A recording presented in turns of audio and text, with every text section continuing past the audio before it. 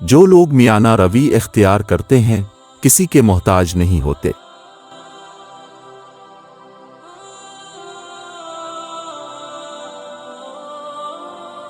جو علم کو دنیا کمانے کے لیے حاصل کرتا ہے علم اس کے قلب میں جگہ نہیں پاتا۔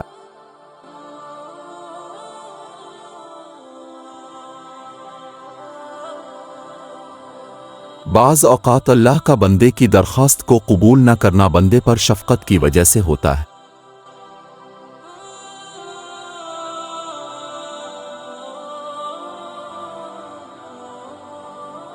دولت، رتبہ اور اختیار ملنے سے انسان بدلتا نہیں، اس کا اصلی چہرہ سامنے آ جاتا ہے۔